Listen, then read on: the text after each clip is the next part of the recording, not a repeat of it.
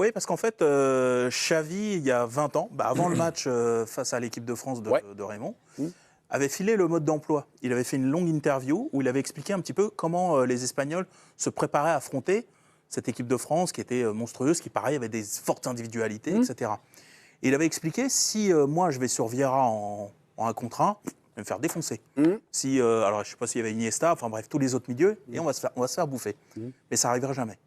Parce qu'on sera toujours en surnombre. On sera toujours en surnombre. On sera toujours à 2 ou 3 contre 1 contre Vieira. On sera toujours à 2 ou 3 contre 1 sur Zidane. On sera toujours à 2 ou 3 contre 1 sur Makelele et compagnie, et compagnie. Alors, bon, le résultat leur a donné tort. Mais le fait est qu'ils avaient déjà, en fait, annoncé le truc. Donc cette photo-là, c'est logique. Parce que souvent, j'ai vu ça, cette intelligence collective qu'ont les Espagnols, pas seulement avec le ballon, mais sans. Cette façon qu'ils ont d'isoler quelqu'un, de le couper, de couper la source, de couper la connexion. Franchement, ils ont un QI foot. Honnêtement, c'est unique au monde, quoi. Et pas qu'avec le ballon, parce que souvent, on résume, mais on raconte l'Espagne avec sa possession, etc. Moi, je pense que sans la balle, c'est une équipe maître. Sauf que, je trouve que cette année, c'est un peu moins, un peu moins intense, un peu moins parfait qu'il y a 2 ans. Il y a 2 ans, je trouvais que c'était injouable.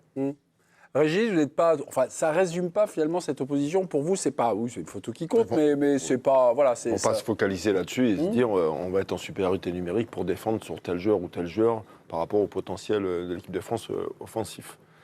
Dire-moi de la façon dont ils défendent les Espagnols. Moi, je trouve qu'ils défendent dans la première intention dans le 1 contre 1. Là, on est un peu là-dedans, là. Oui, un peu là-dedans. Ouais. En fait, il n'y a aucune patience de défendre sur le 2e temps ou sur le 3e temps de jeu. Dire, ils veulent intervenir rapidement. Mais généralement, il la récupère. Hein. Il la récupère, mais quand il... Oui, quand il la récupère pas. Quand il la récupère pas, c'est souvent carton, il y a la faute qui est provoquée. Ça, c'est sur l'aspect individuel. Après, Dave, sur l'aspect collectif. Moi, l'aspect collectif, pour moi, la façon dont ils défendent, où il y a un problème, c'est la relation entre les 2 axiaux et les latéraux. C'est-à-dire central droit, central droit, latéral droit, axe gauche, latéral gauche. C'est-à-dire où souvent, les 2 latéraux sont très hauts, parce qu'ils anticipent déjà la récupération du ballon et dans la projection de ce qu'ils vont faire. Et les 2 axiaux ne veulent jamais couvrir le dos des latéraux.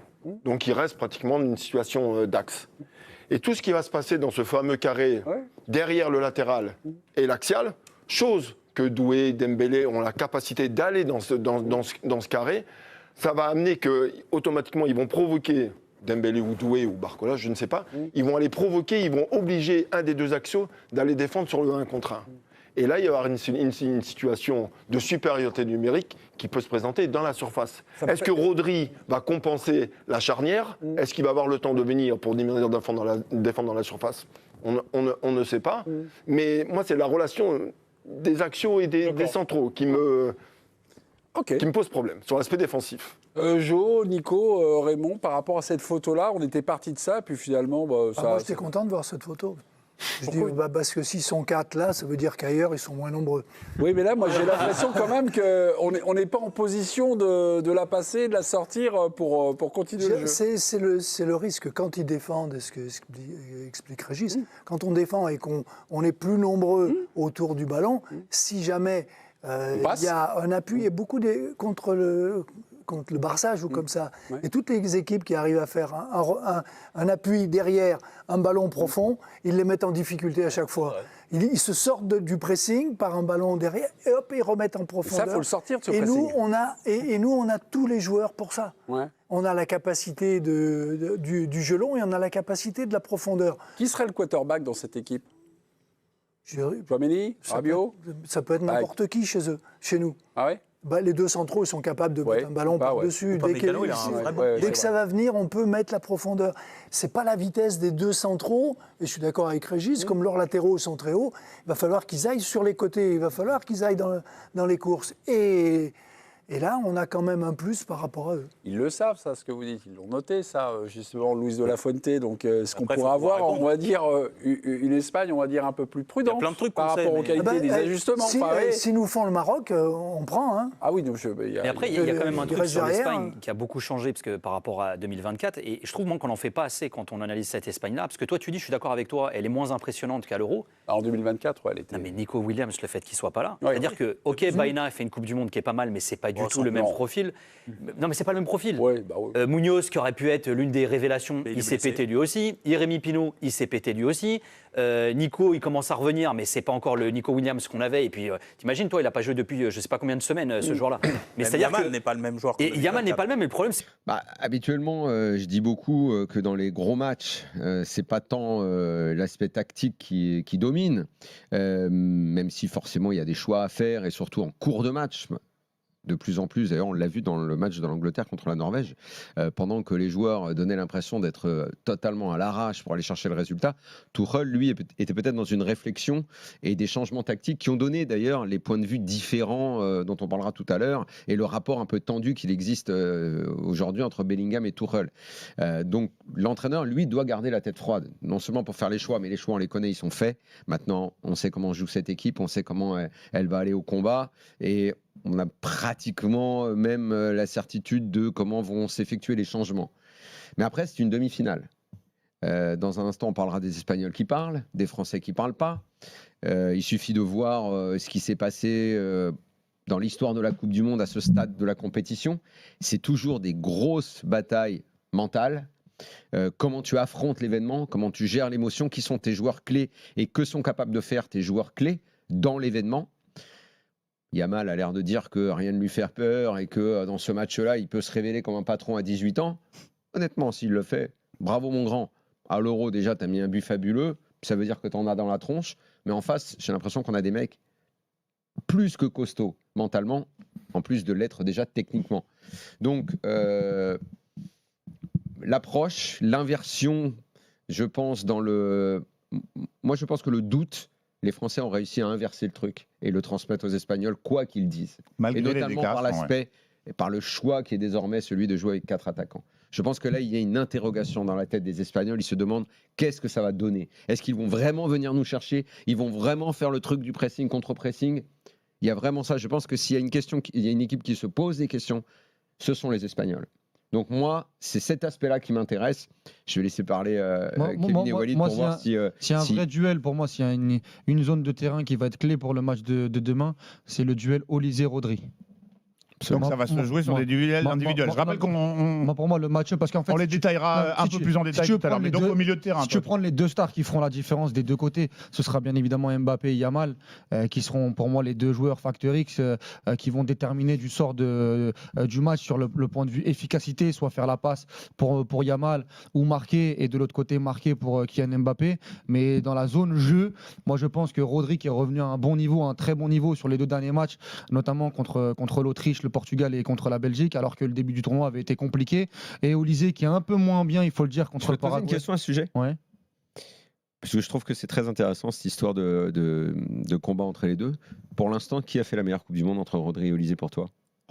En fait, il y en a un qui a très très bien démarré, qui est moins bien, et il y en a un qui avait moins bien démarré, qui est très très bien. Pour moi, c'est Rodri. Ouais, les courbes, après, c'est 2 profils différents. Mais dans l'importance qu'ils ont progressivement dans l'équipe, je pense que la façon dont Olysée a démarré dans les petits matchs et où on l'a encensé. Après, il y a la Suède où il est extraordinaire. C'est pas un petit match, pour moi, c'est 6e de finale.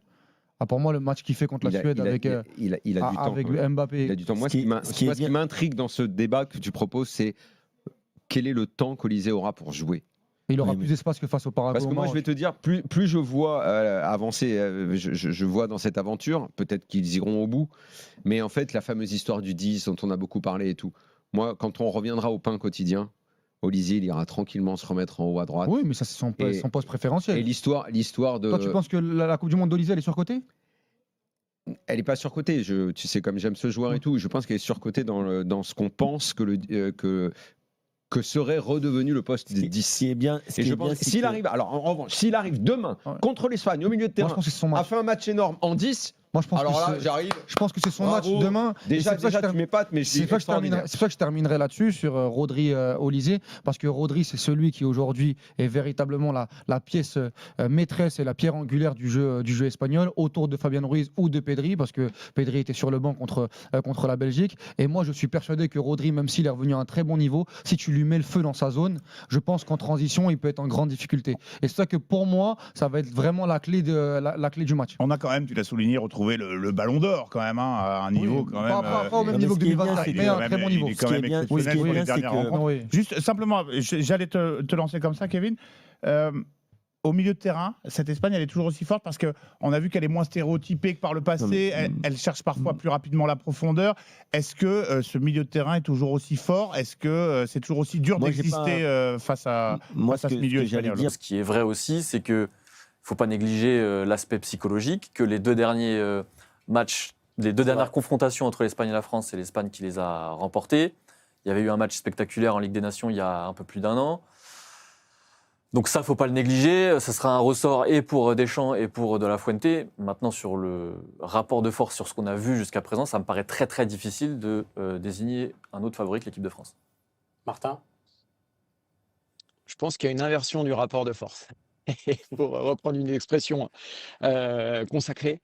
En fait, en début de tournoi, moi, il me semblait que l'Espagne avait quand même une gueule de favori, d'une très courte tête devant la France. Pour tout ce qu'elle montrait depuis l'Euro, la reconstruction et tout ce qu'on avait vu. Mais c'est vrai que ce qu'on voit depuis le début de cette Coupe du Monde, c'est que c'est la France qui marque les esprits, c'est la France dont on parle, c'est la France qui impacte aussi les cerveaux adverses. Et je pense que l'Espagne, beaucoup moins. Depuis le début, cette équipe de France, elle n'a pas été mise en danger. Il y a eu, 45 minutes face au Sénégal où ça a été un peu chaud parce qu'il fallait rentrer dans la compétition. Il y a eu effectivement ce match face au Paraguay, mais que j'ai envie de mettre un peu de côté parce qu'on ne retrouvera jamais une opposition telle que celle-ci. Mais sinon, c'est une équipe qui n'a jamais été menée au score. C'est une équipe qui fracasse tout ce qui passe devant son nez. Alors que tu sens que l'Espagne, qui elle aussi, mine de rien, elle les gagne ces matchs. Mais tu sens qu'il y a beaucoup moins de marge. La marge aujourd'hui, elle est du côté français. Alors, moi, je pense que c'est la finale avant l'heure, que c'est, malgré tout ce qu'on a dit, aujourd'hui, les deux meilleures équipes, que c'est la finale qu'on attendait.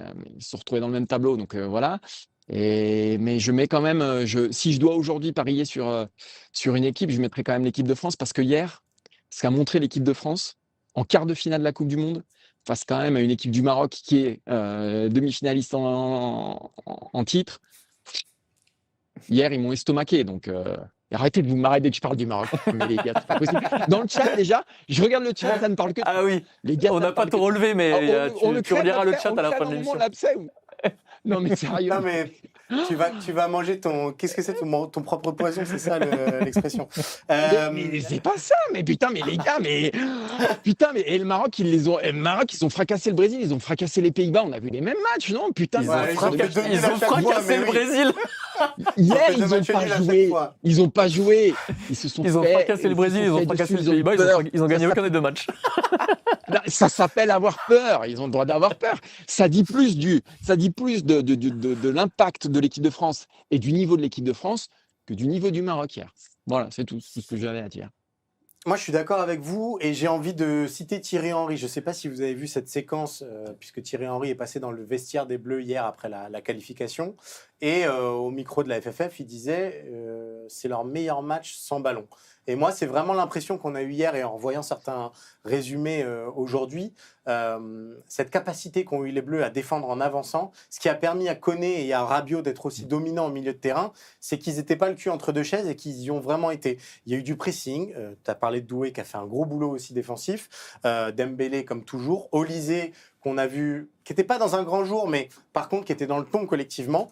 Et moi, vraiment, si les Bleus reproposent la même chose collectivement, sans ballon, face à l'Espagne, je vois pas trop où il y a le risque. Honnêtement, il suffit de mettre de la densité autour de Yamal, il suffit de contrôler un tout petit peu l'influence de Rodri, et là, à mon avis, on peut retrouver une Espagne très banale. Donc voilà, on l'a dit, il y a quand même des signes du côté espagnol de Nico Williams qui revient, un banc qui peut apporter des choses, mais à mes yeux, la marge, elle est quand même beaucoup plus du côté français que du côté espagnol.